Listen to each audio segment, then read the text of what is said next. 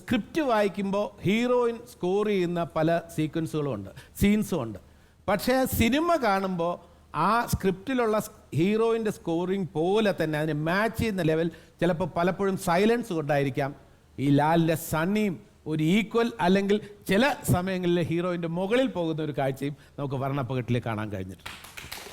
അല്ല, സ്ക്രിപ്റ്റിൻ്റെ കാര്യം പറഞ്ഞപ്പം ഞാൻ അഭിനയിച്ച ഒരു സിനിമയുടെ സ്ക്രിപ്റ്റ് ചെയ്ത ആളാണ് അധിപൻ. അതിനെക്കുറിച്ച് പറയുമ്പോഴും അധിപനിലെ ആ ഫസ്റ്റ് ഹാഫിലെ ഹ്യൂമർ ഇന്നും ദൂരദർശനിലെ ആ ലാല് മദ്യപിച്ചുകൊണ്ട് ദൂരദർശനിൽ ഫോൺ ചെയ്യുന്നത് ഏറ്റവും കൂടുതൽ പ്രാവശ്യം ഈ ടി വിയിൽ അത് കോമഡി എന്താ പറയുക ക്ലിപ്പിങ്സിൻ്റെ ഭാഗമായിട്ട് വന്നിട്ടുള്ളത് ലാലിൻ്റെ ആ പെർഫോമൻസ് ആണ്.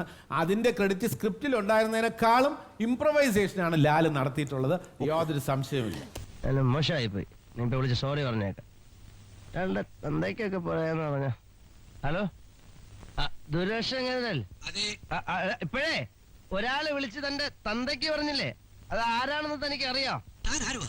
ഞാനോ? ഞാൻ തന്നെയാ തന്തയ്ക്ക് വിളിച്ച ആള്. ഞാനോ? ഞാൻ നിന്റെ തന്തയാടാ, തന്ത.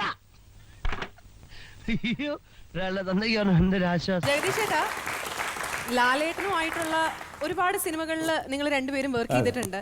ഒരു വ്യക്തിബന്ധത്തെ പറ്റിയിട്ട് ഞങ്ങളോട് ഷെയർ ചെയ്യാം. വ്യക്തിബന്ധം പറയുകയാണെങ്കിൽ ലാലിന്റെ ചേട്ടന്റെ കൂടെ പഠിച്ച ആളാണ് ഞാൻ, ഒന്ന്. രണ്ട്, ലാല് BCom MG കോളേജിൽ പഠിച്ച് പുറത്തിറങ്ങിയതിന് ശേഷം അതിൻ്റെ അടുത്ത വർഷമാണ് ഞാൻ MG കോളേജിൽ അധ്യാപകനായി ജോയിൻ ചെയ്യുന്നത്. ഇല്ലെങ്കിൽ ലാലിനെ പഠിപ്പിക്കാനുള്ള അവസരം, എനിക്ക് കോമേഴ്സ് പഠിപ്പിക്കാനുള്ള അവസരം കിട്ടിയത്. ആ ഒരു ഭാഗ്യം നഷ്ടപ്പെട്ടു. അതെ. പിന്നെ വേറൊരു കാര്യം, ലാല് ലെഫ്റ്റനന്റ് കേണലായി, ഞാൻ ഈ NCC ഓഫീസർ നിലയിൽ ആർമിയിൽ ഞാൻ സെക്കൻഡ് ലെഫ്റ്റനന്റ് ആയിരുന്നു. പേഴ്സണലായിട്ട് പറയുമ്പോൾ എൻ്റെ ചിന്തകളുമായിട്ട് അദ്ദേഹത്തിൻ്റെ ചിന്തകൾ പലപ്പോഴും പൊരുത്തപ്പെട്ടിട്ടില്ല. പക്ഷേ പ്രൊഫഷണലി എന്ന് പറയുമ്പോൾ ഡെഡിക്കേഷന് ഒരു ഏറ്റവും നല്ല എക്സാമ്പിളായിട്ട് ഞാൻ കണക്കാക്കുന്നത് ലാലിനെ. അത് ഞങ്ങൾ ഒരുപാട് അമേരിക്കൻ ഷോസ് നടത്തിയിട്ടുണ്ട്, ഞങ്ങൾ യൂറോപ്പ് ഷോസ് നടത്തിയിട്ടുണ്ട്. ഇത്തരം സ്റ്റേജ് ഷോസിലെല്ലാം തന്നെ ലാലിനെ സംബന്ധിച്ചിടത്തോളം ലാൽ ഡാൻസിലുണ്ട്, ലാൽ പാട്ടിലുണ്ട്, ലാൽ സ്കിറ്റിലുണ്ട്, ഇതിലെല്ലാത്തിലുമുണ്ട്. അപ്പോൾ റിഹേഴ്സൽ ഓരോ സമയത്തും ഇപ്പോൾ പാട്ട് കഴിഞ്ഞാൽ ഉടനെ അടുത്ത ഡാൻസ് നോക്കാം, അത് കഴിഞ്ഞാൽ ചെയ്ത് സ്കിറ്റ് നോക്കാം. അപ്പോൾ ഈ ഇതിലൊക്കെ എല്ലാത്തിലും ഉള്ളവരെന്ന നിലയ്ക്ക് ഞാൻ ലാലിൻ്റെ കൂടെ നിൽക്കും. മുകേഷ് ദേഷിച്ച് ചോദിക്കും, ഇവിടെ ഈ മനുഷ്യൻ തളരത്തില്ല, ഇവിടെ